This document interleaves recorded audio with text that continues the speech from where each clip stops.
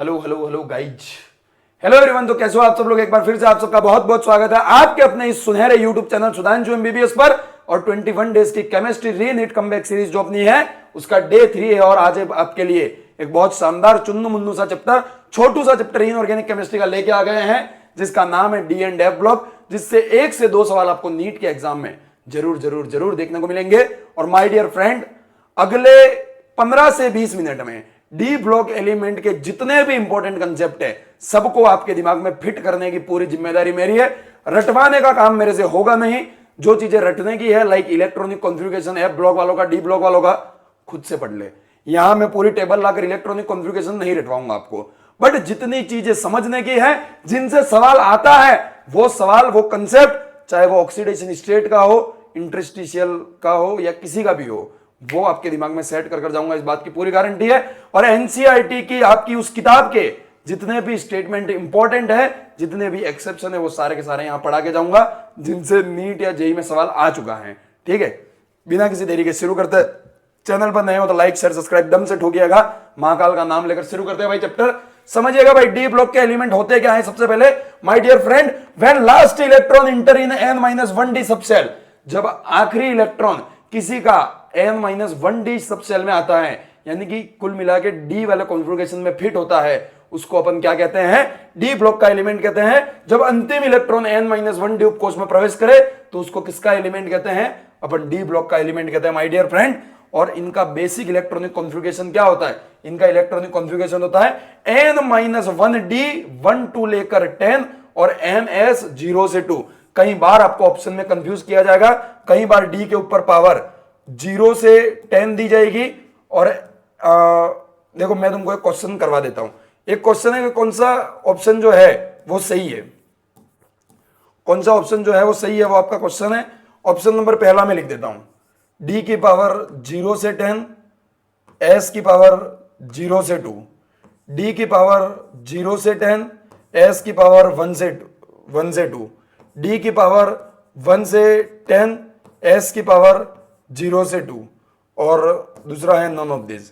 कौन सा ऑप्शन सही है भाई? सुनिएगा मित्र, जहां भी आगे डी में 0 लिखा हुआ रहे उन ऑप्शनों को पहले ही हटा दीजिएगा, क्योंकि जब तक डी में इलेक्ट्रॉन आएगा नहीं, ऐसा कॉन्फ़िगरेशन नहीं बनेगा। तो डी में मिनिमम 1 से 10 तो इलेक्ट्रॉन होने चाहिए, मिनिमम 1 होना चाहिए। चाहे एस में 0 हो तो हमें कोई दिक्कत नहीं है। तो ये सवाल जो है वो ध्यान रखे। इलेक्ट्रॉनिक कॉन्फ़िगरेशन एक बार आप जरूर अपनी एनसीईआरटी से देखिएगा सबके। बाकी क्रोमियम और कॉपर जो है वो स्पेशल एग्जांपल है। 24 नंबर पर ये आता है, डी में होने 4 इलेक्ट्रॉन चाहिए थे बट 5 होते, एक यहां ट्रांसफर हो जाता है। सेम ये भी 29 पर आता है, होने 9 चाहिए थे बट पूर्ण पूरित विन्यास या फुल फिल्ड होने के कारण वो इस तरफ शिफ्ट हो जाता है। ठीक है, इन बातों का ध्यान रखे। कुछ ऑर्डर है जिनको ध्यान रखे, बोलिए मेरे साथ। Scandium, titanium, vanadium, chromium, manganese, iron, cobalt, nickel, copper, zinc. 21 से लेकर 30 तक तो ये पूरी लाइन आपको याद होनी चाहिए। नहीं याद है कर लेना आज रात से पहले, वार्निंग दे रहा हूं। अगर नहीं हुई तो नीट में सिलेक्शन भूल जाना, ये बात ध्यान रखना। जैसे जैसे स्कैंडियम से जिंक की ओर जाएंगे, ये कौन सी सीरीज है माय डियर फ्रेंड? 4D, इसके नीचे 5D भी आएगी, इसके नीचे 6D भी आएगी। तीनों के लिए लगभग समान बात है, पर अक्सर सवाल हमें 4D के ऊपर देखने को मिलता है। ठीक है, तो जैसे जैसे तू यहां से यहां जाता जाएगा, क्या अनपेयर्ड इलेक्ट्रॉन की संख्या बढ़ती जाएगी? बताइए भाई, क्या अनपेयर्ड इलेक्ट्रॉन की संख्या बढ़ती जाएगी? तो माय डियर फ्रेंड बिल्कुल नहीं। मैग्नीज तक तो अनपेयर्ड इलेक्ट्रॉन जो है वो बढ़ेंगे, बट उसके बाद जो है वो कम होते जाएंगे। देख, स्कैंडियम के अंदर डी में 1 इलेक्ट्रॉन है, फिर डी में 2 इलेक्ट्रॉन है, फिर डी में 3 इलेक्ट्रॉन है, फिर यहां डी में 5 हो गए। ध्यान रखना, यहाँ एस में 1 है, डी में 5 हो गए। यहां भी डी में 5 है, यहां पर डी में 6 हो गए, यहां पर डी में 7, यहां पर डी में 8, यहां पर डी में 9 और यहां पर डी में 10। अब सुन मेरी बात, जब डी में माय डियर फ्रेंड, जब डी में 1 ही इलेक्ट्रॉन है, कितना? जब डी में 1 इलेक्ट्रॉन है तो अनपेयर्ड इलेक्ट्रॉन भी 1 हुआ, यहां 2 अनपेयर्ड इलेक्ट्रॉन हुए, यहां 3 अनपेयर्ड इलेक्ट्रॉन हुए, यहां 6 अनपेयर्ड इलेक्ट्रॉन होंगे, 1 एस का और 5 डी के। ठीक है, यहां 5 अनपेयर्ड इलेक्ट्रॉन होंगे, यहां अब 6 हो गए। 6 का मतलब की है कि अब पेयरिंग होना शुरू हो गई है। यहां 2 है तो केवल यहां 4 बचेंगे, यहां 3, यहां 2, यहां 1, यहां 0। तो यहां से यहां जाने पर जो है वो पहले बढ़ता है अनपेयर्ड इलेक्ट्रॉन, फिर कम होता है। इस बात को ध्यान रखना। दूसरी चीज, जैसे जैसे अनपेयर्ड इलेक्ट्रॉन बढ़ेंगे, क्या पैरामैग्नेटिक या फिर प्रतिचुंबकीय प्रभाव जो है वो भी बढ़ता रहेगा? Yes sir. तो यहां से यहां जाने पर पैरामैग्नेटिक इफेक्ट बढ़ता है, फिर कम होता है, सेम अनुचुंबकीय का भी। ठीक है, नेक्स्ट चीज ध्यान रखना, अनपेयर्ड इलेक्ट्रॉनों का जो नंबर होता है वो डायरेक्टली प्रोपोर्शनल होता है किसके, एंथैल्पी ऑफ एटोमाइजेशन के या फिर परमाणुकरण की उष्मा के डायरेक्टली प्रोपोर्शनल होता है। यानी कि अगर मैं आपसे पूछ लूं, सर क्या पूछ ले, अगर मैं आपसे पूछ लूं निम्न में से किसकी enthalpy of atomization, enthalpy of atomization maximum होगी, किसकी मैक्सिमम होगी? ऑप्शन नंबर पहला है आपके पास, ऑप्शन नंबर पहला है आपके पास Fe+2, ऑप्शन नंबर सेकंड है आपके पास Mn+2, ऑप्शन नंबर थर्ड है आपके पास कोबाल्ट+2 और ऑप्शन नंबर 4 है आपके पास स्कैंडियम+3। तो किसमें ज्यादा होगी? इसके अंदर अनपेयर्ड इलेक्ट्रॉन कितने होंगे? डी में 6 इलेक्ट्रॉन यानी कि अनपेयर्ड 4 होंगे, इसमें डी में 5 इलेक्ट्रॉन यानी कि 5 और 5 अनपेयर्ड होंगे, इसमें डी में कितने इलेक्ट्रॉन है? 7 है यानी कि अनपेयर्ड 3 होंगे और इसमें तो 0 होगा अनपेयर्ड इलेक्ट्रॉन। तो ऑप्शन नंबर 2 जो है आपका वो सही हो जाएगा। तो इस तरीके से सवाल आपको देखने को मिल सकते हैं। नेक्स्ट बात आती है डी ब्लॉक की कैटालिटिक प्रॉपर्टी या उत्प्रेरक की तरह व्यवहार करते हैं। कैसे?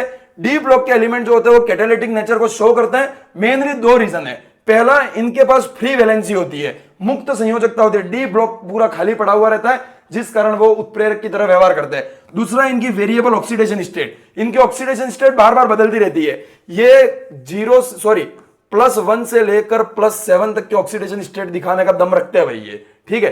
तो इनकी वेरिएबल ऑक्सीडेशन स्टेट के कारण क्या होता है कि ये उत्प्रेरक की तरह व्यवहार करते हैं। दूसरा, इनकी प्रॉपर्टी है एलॉय फॉर्मेशन या फिर मिश्र धातु का निर्माण करना। ये मिश्र धातु का निर्माण करते हैं, एलॉय फॉर्मेशन का निर्माण करते हैं। क्यों करते हैं? तो इनकी जो एटॉमिक साइज या आकार जो होता है वो सबका ऑलमोस्ट सेम होता है, सबकी एटॉमिक साइज ऑलमोस्ट सेम होती है। याद कीजिए, scandium, titanium, vanadium, chromium, manganese, iron, cobalt, nickel, copper, zinc. Periodic table में देखो भाई, size, ionisation, enthalpy, D block में वापस नहीं पढ़ाऊंगा, सब पीरियोडिक टेबल में पढ़ा चुका हूं डिटेल में। स्कैंडियम से लेकर जैसे जैसे आप मैग्नीज तक जाते हैं, सिग्मा जो रहता है वो कम होता है किससे? जेड इफेक्टिव से, जेड इफेक्टिव से कम होता है। यहां से यहां जाने पर सिग्मा और जेड इफेक्टिव लगभग बराबर हो जाता है और यहां से यहां जाने पर सिग्मा जो है वो बढ़ जाता है जेड इफेक्टिव से। तो यहां जाने तक तो साइज जो थी वो कम हो रही थी, यहां पर साइज बराबर थी और यहां साइज बढ़ रही थी। ये बात अपन पढ़ चुके पहले। तो लगभग इनके साइज जो होते हैं वो बराबर ही होते हैं, कुछ छोटा मोटा डिफरेंस होता है, ठीक है। तो साइज बराबर होती है और इनकी डेंसिटी या घनत्व जो होता है वो भी लगभग बराबर होता है, जिस कारण ये मिश्र धातु का निर्माण करते हैं। असर्शन रीजन में पूछा जा सकता है कि डी ब्लॉक के एलिमेंट जो रहते हैं वो एलॉय फॉर्मेशन करते हैं। क्यों? रीजन में आ सकता है कि उनकी साइज एक लगभग इक्वल रहती है या फिर उनकी डेंसिटी लगभग बराबर होती है। बहुत सारे असर्शन रीजन आज की क्लास में अपन करने वाले हैं। एक इंटरस्टिशियल कंपाउंड वाला है कि बहुत बड़ा लेटिस होता है तो अंदर छोटे छोटे आगे घुस जाते हैं। ये जो चीजें वो याद करने की, रटने की, एनसीईआरटी से खुद पढ़ना। देखो मैं हाईली रिकमेंड करूंगा डी ब्लॉक की और एफ ब्लॉक की एनसीईआरटी जरूर पढ़ना। इनऑर्गेनिक के 5 चैप्टर है आपके, periodic table, chemical bonding, D and F block, coordination compound and P block. तो पी और डी ब्लॉक इन दोनों के एनसीईआरटी अच्छे से पढ़े। इन तीनों के नहीं भी पढ़ोगे तो मैं पूरा क्लास में पढ़ा दूंगा। इन तीनों के केवल क्वेश्चन कर लेना। नेक्स्ट है सबसे इंपॉर्टेंट टॉपिक, स्टार लगा लीजिए, एक सवाल नीट में पक्का है, वो है ऑक्सीडेशन स्टेट। सुनिएगा, ऑक्सीडेशन स्टेट में भी यही होता है, स्कैंडियम से मैग्नीज तक बढ़ती है फिर जिंक तक कम होती है, ठीक है। लोअर ऑक्सीडेशन स्टेट Ns इलेक्ट्रॉनों के कारण होती है, higher oxidation state N-1d electrons के कारण होती है, ठीक है। मेनली ये वेरिएबल ऑक्सीडेशन स्टेट दिखाते हैं। क्यों? क्योंकि इनके पास N-1 जो होता है वो खाली पड़ा होता है, जब जिसको जहां भरना है जितना खाली होना होते रहो। स्पेशल कुछ एग्जांपल हैं, इनको आप ध्यान रखिएगा। Cr+3 Cr+2 से ज्यादा स्टेबल होता है एक्वस में। क्यों? क्योंकि इसके पास 3d3 विन्यास है, इसके पास 3d4। दूसरा एग्जांपल देखना, मैग्नीज+2 के पास D5 है, मैग्नीज+3 के पास D4 है, तो ये हाफ फील्ड है, ये भी ज्यादा स्टेबल होगा, ठीक है सर। बट कॉपर+2 और कॉपर+1 स्टार सितारे लगा लीजिए, आपके एनसीईआरटी की लाइन है। Cu+2 जो है उसमें D9 है, Cu+1 में D10 है, D10 यानी कि फुल फील्ड, तो ये ज्यादा स्टेबल होना चाहिए था, बट फिर भी ये वाला ज्यादा स्टेबल होता है। ऐसा क्यों होता है? तो उसका कारण है हाइड्रेशन एनर्जी जो होती है वो इसकी ज्यादा होती है। तो ये फेमस एग्जांपल है, जरूर जरूर जरूर याद रखें। नीट 2023 में ये सवाल आ चुका है मेरे टाइम पर और दोबारा भी आ सकता है, इसको ना भूले। दूसरी चीज, ट्रांजिशन एलिमेंट जो भी होते हैं वो अपने हाईएस्ट ऑक्सीडेशन स्टेट जब भी शो करते हैं तो उनके जो कंपाउंड होते हैं वो ऑक्सीजन और फ्लोरीन के साथ बनाते हैं। जैसे कि एग्जांपल माय डियर फ्रेंड, अगर मैग्नीज भाई साहब को अपनी +7 ऑक्सीडेशन स्टेट दिखानी है तो मैग्नीज किसके साथ कंपाउंड बनाएगा पता है आपको? ऑक्सीजन के साथ। या फिर इसको +4 दिखानी है तो वो किसके साथ कंपाउंड बनेगा पता है? फ्लोराइड के साथ। तो हमेशा इनको जब भी हाईएस्ट ऑक्सीडेशन स्टेट अपने दिखानी हो तो वो ऑक्सीजन और फ्लोरीन के साथ कंपाउंड बनाते हैं। क्यों बनाते हैं? क्योंकि इनकी EN ज्यादा होती है तो बहुत आसानी से जुड़ पाते हैं। दूसरी चीज समझना, एक आपको ये दिया जाएगा स्टेटमेंट 1 और 2 या फिर असर्जन रीजन। तो असर्जन है अपना कि MnO3F is stable but MnF6-7 is unstable. यहां भी +7 ऑक्सीडेशन स्टेट है, यहां भी +7, ये स्टेबल है जबकि ये अनस्टेबल है। दोनों अपने हाईएस्ट ऑक्सीडेशन स्टेट दिखा रहे हैं, ठीक है, बट फिर भी ये स्टेबल है और ये स्टेबल नहीं है। ऐसा क्यों? क्योंकि समझिएगा, oxygen form multiple bond so less steric hindrance. क्योंकि ऑक्सीजन जो होता है वो डबल बॉन्ड बनाता है, डबल बॉन्ड बनाएगा तो 4 ऑक्सीजन के लिए 8 बॉन्ड बन जाएंगे।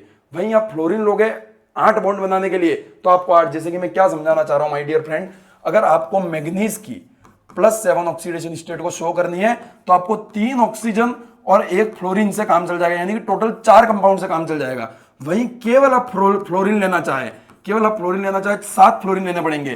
तो यहां पर बहुत सारी भीड़ हो जाएगी, स्टेरिक हिंड्रेंस कहते हैं जिसको, हिंदी में क्या कहते हैं यार, प्रतिबाधा या फिर ऐसा कुछ कहते हैं। तो स्टेरिक हिंड्रेंस हो जाएगी यहां पर बहुत ज्यादा, इस कारण ये स्टेबल नहीं होते और ये स्टेबल होते हैं। तो इस चीज को भी आप जरूर ध्यान रखें।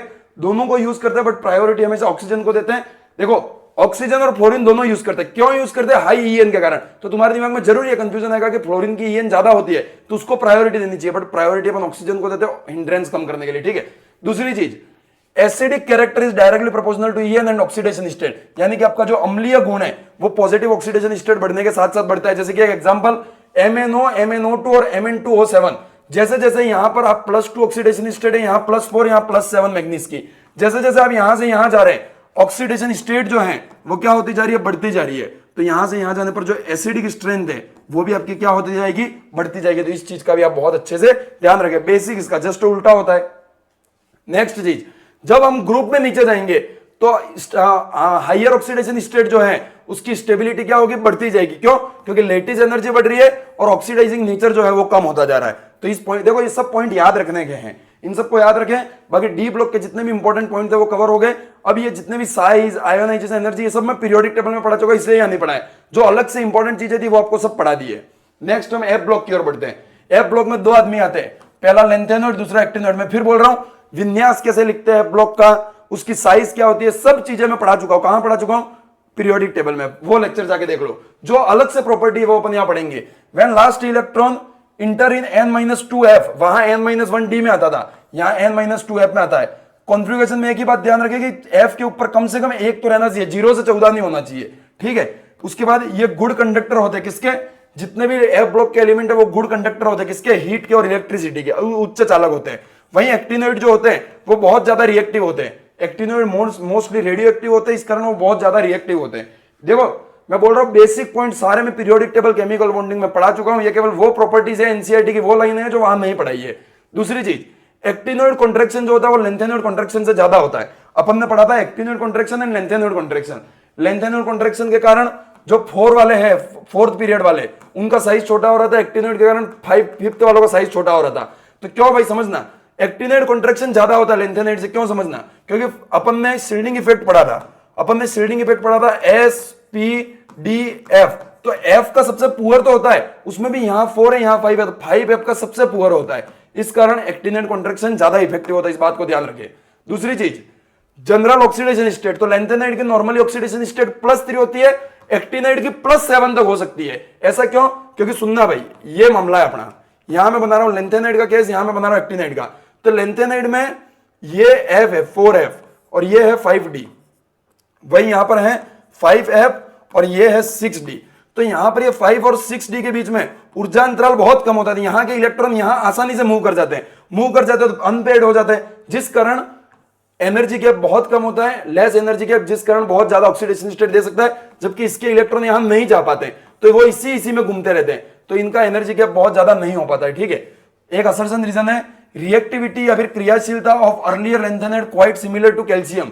एनसीईआरटी की एक लाइन है कि आगे वाले, पहले वाले जो लेंथेनाइड्स हैं उनकी क्रियाशीलता या रिएक्टिविटी क्या कैल्शियम के बराबर होती है? तो बराबर होती है, यस सर। और रीजन है कि आयोनाइजेशन एनर्जी 1 और 2 आर इक्वल, क्योंकि कैल्शियम की और अर्लियर लेंथेनाइड की जो आयोनाइजेशन एनर्जी होती है वो लगभग बराबर होती है। तो इस बात को भी आप ध्यान रखिए। नेक्स्ट एक असर्शन रीजन और है, all lanthanoid displace hydrogen from dilute acid. अगर आप लेंथेनॉइड की रिएक्शन कभी भी डाइल्यूट एसिड से करवाएंगे तो हाइड्रोजन को रिप्लेस कर H2 निकालेगा। सभी लेंथेनॉइड डाइल्यूट अम्ल के साथ हाइड्रोजन का विस्थापन करते हैं, तो बिल्कुल सही बात है। क्यों करते हैं? रीजन, क्योंकि लेंथेनॉइड की जो रिएक्टिविटी होती है वो हाइड्रोजन से कहीं गुना ज्यादा होती है, लेंथेनॉइड की क्रियाशीलता जो होती है वो ज्यादा होती है, तो इस बात का भी आप ध्यान रखें।